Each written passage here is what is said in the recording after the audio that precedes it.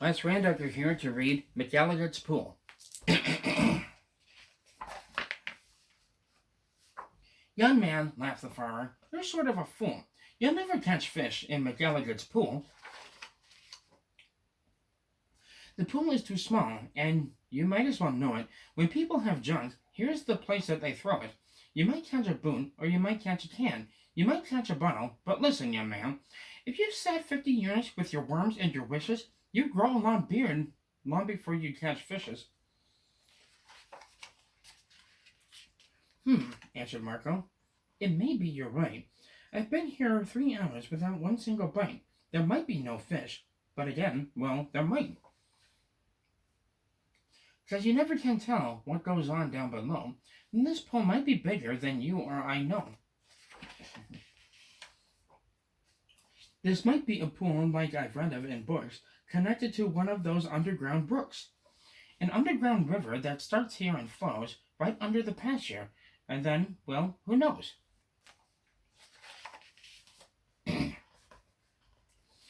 It might go along down where no one can see, right under State Highway 203, right under the wagons, right under the toes of Mrs. Umbroso, who's hanging out close. It might keep on flowing, perhaps, who can tell, right under the people in Sneeden's hotel, right under the grass where they're playing croquet, then under the mountains, then far and far, far away. This might be a river, now mightn't it be, connecting McElligot's pool with the sea. There may be some fish may be swimming toward me. If such a thing could be, they certainly would be. Some very smart fellow might point out the way to the place where I'm fishing, and that's why I say, if I wait long enough, if I'm patient and cool, who knows what I'll catch in McElligot's pool. I might catch a thin fish, I might catch a stout fish, I might catch a short or a long drawn-out fish. Any kind, any shape, any color or size, I might catch some fish that would open your eyes. I won't be surprised if a dogfish appears, complete with a collar and long floppy ears, wolfing along, and perhaps he might chase a whole lot of catfish right straight to this place. I might catch a fish with a pinwheel-like tail. I might catch a fish who has fins like a sail.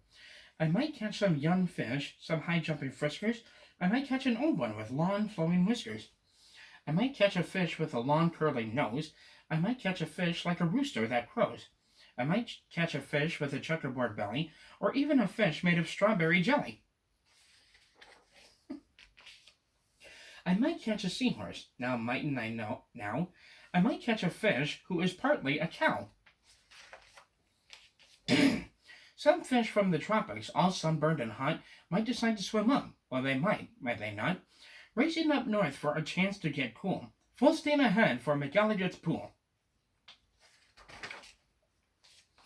Some Eskimo fish from beyond Hudson Bay might decide to swim down, might be headed this way. It's a pretty long trip, but they might and they may. I might catch an eel. Well, I might, it depends. A long twisted eel with a lot of strange bends, and oddly enough, with a head on both ends. One doesn't catch this kind of fish as a rule, but the chances are fine in McElligot's pool. I might catch a fish with a terrible grouch, or an Australian fish with a kangaroo's pouch. Who wants to catch small ones like mackerel or trout? Say, I'll catch a sawfish with such a long snout that he needs an assistant to help him about. If I wait long enough, if I'm patient and cool, who knows what I'll catch in McElligot's pool? Some roughneck old lobster, all bristle and muscle, might grab at my bait. Then would I have a tussle. To land one so tough might take 2 or 3 hours, but the next might be easy. The kind that likes flowers. I might catch some sort of fast-moving bloke who zips through the waves with an overarm stroke.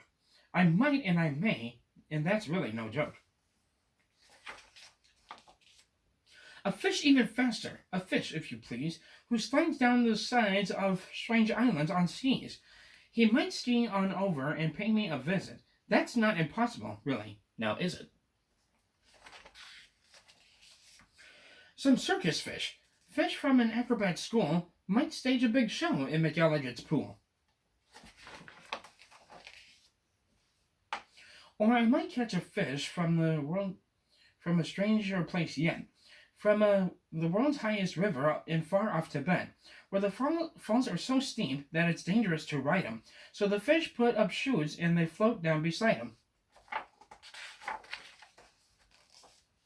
From the world's deepest ocean, from way down below, from down in the mud where the deep divers go, from down in the mire and the muck and the murk, I might catch some fish who are all going bark.